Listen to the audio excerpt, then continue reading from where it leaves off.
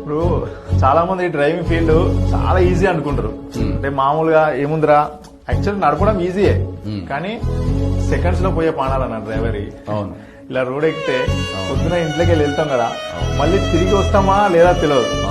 మామూలుగా అందరూ ఏదో జాబ్ చేసుకునేటోళ్ళు వెళ్తారు వస్తారు, కానీ రోడ్ ఎక్కిన ఎప్పుడు రోడ్డు మీదే. మా బతుకంటేనే రోడ్డు, డ్రైవర్ బతుకులే రోడ్డు మీద ఉంటాయి. ఎప్పుడు ఏదో ఒక ప్రాబ్లం ఉంటేనే ఉంటుంది అన్న. చెప్తున్నాగా, ఒక వెహికల్ తీసుకుంటాం, చాలా మంది ఏమంటారు, అరే నీకు ఇట్లా పోతే ఇట్లా 1000 రూపాయలు వస్తాయి రా మీకు డ్రైవర్ మీ బండ్లకు, మీకు ఏందిరా అనిపిస్తుంది. కానీ మేము ఇట్లా పోయి ఇట్లా వస్తామా లేదా మాకు తెలియదు. అసలు ఫస్ట్ విషయం ఏంటంటే, బండి కొనాలన్నా మన దగ్గర అంత స్తోమత ఉండదు. ఎన్నో ₹1,00,000 కట్టి ఈఎంఐల ఫైనాన్స్ వల్ల బండి తెస్తాం, నడుపుతా ఉంటాం. దానికి నెల తిరిగే వరకు డైలీ అది బండి ఇంటికాడ పెడితే డైలీ ₹500 దాన్ని కట్టాలి. అది నడిచినా నడవకుండా 15,000 అదే తీయాలి. పేపర్ వాల్యుయేషన్ కి 35-40,000 అయితే ఓన్లీ 4 వీలర్స్ కే.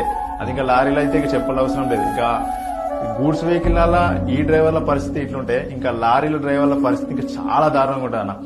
భార్య పిల్లల్ని అందరిని వదిలేసి పాపం వాళ్ళు నెలలు పోతుంటారు. అక్కడ పోతే దారి పొడుగు మధ్యలో బండికి ఏదైనా కావచ్చు, వాళ్ళకేమన్నా కావచ్చు, ఇంటికి తిరిగి వస్తారా రారా కూడా నమ్మకం తక్కువ. అలాంటి సిచ్యువేషన్ ఉంటుంది.